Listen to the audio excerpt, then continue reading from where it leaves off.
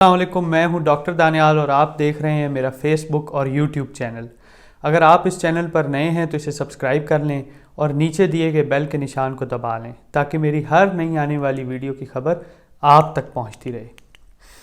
आज की इस वीडियो में हम बात करेंगे हार्ट अटैक से पहले ऐसी कौन सी निशानियां हैं जिनका आपको पता होना चाहिए। हार्ट अटैक दुनिया भर में नंबर 1 वजह है अमवात की, इसलिए बहुत ज़रूरी है कि इस पर बात की जाए। ख़ास तौर पर उन निशानियों की, उन अलामात की बात की जाए जो अचानक से हार्ट अटैक का वजह बनती हैं। हार्ट अटैक 2 किस्मों का होता है। पहला होता है कंपनसेटेड हार्ट फेलियर, जिसमें आपकी बॉडी इस हार्ट अटैक के ख़िलाफ़ आपका साथ देती है। दूसरी किस्म को कहते हैं डीकम्पनसेटेड हार्ट फेलियर, जिसमें आपकी बॉडी इस हार्ट अटैक के ख़िलाफ़ आपका साथ नहीं देती। पहली किस्म में के जो हार्ट अटैक है, इसमें जब आपका दिल कमज़ोर हो जाता है तो आपकी बॉडी इसका साथ देती है, क्योंकि जो कमज़ोर दिल है वो सही तरीके से खून को पंप नहीं कर पाता। खून में ऑक्सीजन होती है जो आपके हर ऑर्गन या सेल को ज़िंदा रखने के लिए निहायत ज़रूरी होती है।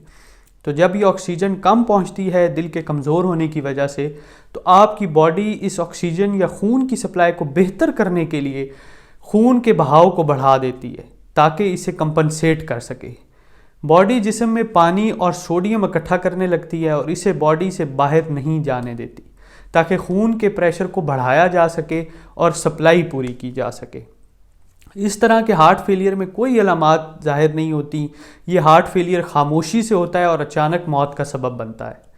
अलामात ना नज़र आने की वजह यह होती है कि आपकी बॉडी अपने सारे फंक्शंस नॉर्मली परफॉर्म कर रही होती है और आपका कमज़ोर दिल जो है उसका बिल्कुल साथ दे रही होती है। होता यह है कि जब आपका हार्ट मुकम्मल तौर पर फेल हो जाता है तब आपको पता चलता है, तब तक उससे पहले तक जो है बॉडी अपना नॉर्मल फंक्शन परफॉर्म करती रहती है। इस तरह के हार्ट फेलियर में सिर्फ आपका ब्लड प्रेशर या पल्स बढ़ी हुई होगी। अब बात जो है ना वो ये है कि लोग अक्सर इस तरह करते हैं कि ब्लड प्रेशर को कम करने के लिए मुख्तलिफ कैटेगरीज़ की दवाइयाँ लेना शुरू कर देते हैं और असल में जो रूट कॉज है, जो असल मसला है, उसको छुपा देते हैं, उस पर पर्दा डाल देते हैं, उसको पसे पुश डाल देते हैं। किसी मेडिसिन लेते ही हमें तो आराम आ गया है, ब्लड प्रेशर नॉर्मल हो जाता है, सब कुछ नॉर्मल हो गया और लोग ये समझते हैं कि सब ठीक हो गया। हालांकि ऐसा नहीं है। इन दवाइयों से आपका दिल मज़ीद कमज़ोर होता चला जाता है। देखिए, ब्लड प्रेशर जो लो करने वाली जितनी भी दवाइयाँ मार्केट में जो भी कैटेगरी है वो अवेलेबल हैं, वो सिर्फ दिल को रिलैक्स करती हैं, आपके कमज़ोर दिल के लिए कुछ नहीं करती, जिसकी वजह से मसला जो है वो मज़ीद बढ़ता चला जाता है।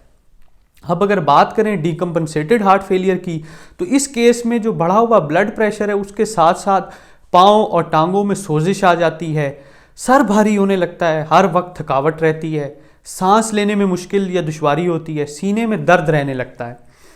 कुछ अलामात ऐसी हैं जिनको लोग जानते हैं और कुछ अलामात ऐसी हैं जिनको लोग नहीं जानते। इसलिए ज़रूरी है कि हर किस्म की अलामात को डिटेल से डिस्कस किया जाए ताकि आप उससे अवेयर हो सकें, आपको पता चल सके।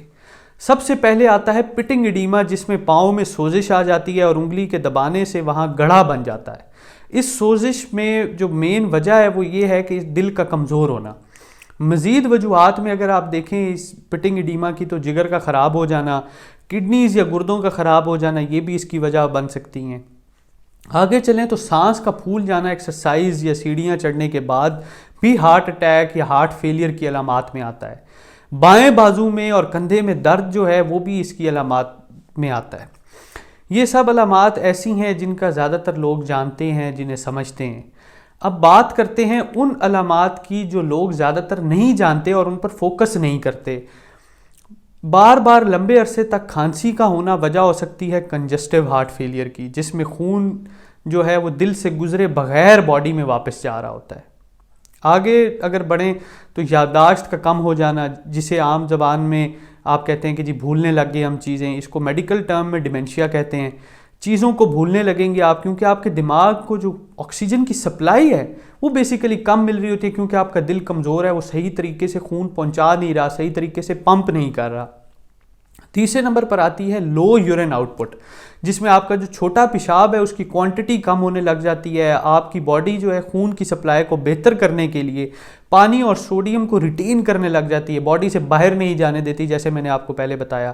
तो इसकी वजह से क्या होगा कि आपके छोटे पेशाब की जो मिकदार है, जो क्वांटिटी है, वो कम होने लग जाएगी। आगे चलें तो आप सोते वक्त या लेटे हुए आपको सांस लेने में दुश्वारी हो सकती है, जैसे ही आप उठकर बैठेंगे तो सांस बेहतर हो जाएगा, ये भी कमज़ोर दिल की निशानी हो सकता है। अब बात करते हैं कि आखिर इन अलामात को कैसे बेहतर किया जा सकता है। देखें, कुछ भी जो डैमेज हो चुका है आप उसे मुकम्मल तौर पर रिवर्स नहीं कर सकते, हाँ उसको कुछ हद तक आप बेहतर कर सकते हैं, तो जिससे आपकी इस बीमारी का प्रोग्नोसिस या इसकी जो मतलब इलाज है वो बेहतर हो सके। अगर आपको रात को नींद नहीं आ रही, आप सही से नहीं सो पा रहे, आपकी नींद पूरी नहीं है, तो कोशिश करें कि दोपहर में सो लिया करें, क्योंकि नींद का जो पूरा होना है वो बहुत ज़रूरी है। अच्छी और गहरी नींद कैसे की जाए, इसको कैसे अच्छे तरीके से सोया जाए, इस पर एक अलग वीडियो में बात हो चुकी है, वो भी आप चैनल पर जाके देख सकते हैं। एक उसमें मैंने बड़ी ज़बरदस्त किस्म की एक रेमेडी शेयर की है जो आपकी क्वालिटी ऑफ स्लीप को बहुत बेहतर बना देगी।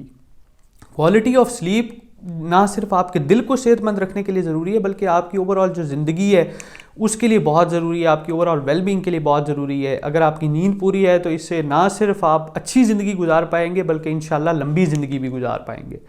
कोशिश करें कि जितनी भी रिफाइंड चीज़ें हैं उन्हें खाना छोड़ दें, ख़ास तौर पर मैदे से बनी चीज़ें, होल ग्रेन्स का इस्तेमाल ज़्यादा से ज़्यादा करें, क्योंकि आपको इनसे ना सिर्फ फाइबर मिलेगा बल्कि बहुत से इसेंशियल इजाफी वाइटामिन भी मिल पाएंगे। जितनी भी आपकी सॉफ्ट ड्रिंक्स हैं, फास्ट फूड वगैरह है, उसको सख्ती से बंद कर दें। ये आपकी बॉडी के अंदर ना सिर्फ ऑक्सीडेटिव स्ट्रेस पैदा करेंगी, इसके साथ साथ रेडिकल जो फ्री रेडिकल स्ट्रेस है वो भी आपकी बॉडी में प्रोड्यूस करती हैं, जो सोजिश या इन्फ्लेमेशन की वजह बनती है, जो आगे बढ़ के आपके दिल को मज़ीद कमज़ोर कर देगी। विटामिन ई के सप्लीमेंट्स का भी आप इस्तेमाल कर सकते हैं। अगर आपकी डाइट बैलेंस नहीं है तो विटामिन ई के सप्लीमेंट्स लाजमी लिया करें। विटामिन ई एक बहुत अच्छा एंटीऑक्सीडेंट है, ये आपकी बॉडी में ना सिर्फ ऑक्सीडेटिव फ्री रेडिकल स्ट्रेस को ख़त्म करता है बल्कि आपके जो हार्ट मसल्स हैं उनको भी मजबूत करेगा इंशाल्लाह। विटामिन के का रोल भी बहुत क्रूशल है, ये आपके खून में जो कैल्शियम की मिकदार है उसको नॉर्मल रखेगा और इजाफी जो जितना भी इजाफी कैल्शियम है उसको बोन्स तक महदूद रखेगा। कोशिश करें लो कार्ब डाइट अपनाएं, जैसे कीटो डाइट वगैरह, ये आपको बहुत फ़ायदा पहुंचाएगी इंशाल्लाह। ओवर द लॉन्ग रन जो है ये बहुत आपको फ़ायदा होगा। इसके साथ मैं इस वीडियो का इख्तिताम करता हूँ। उम्मीद करता हूँ कि आपको ये वीडियो इन्फॉर्मेटिव लगी होगी। आपसे मुलाकात होगी जल्द इंशाल्लाह अगली वीडियो में, तब तक अपना ख्याल रखें। अल्लाह हाफ़िज़।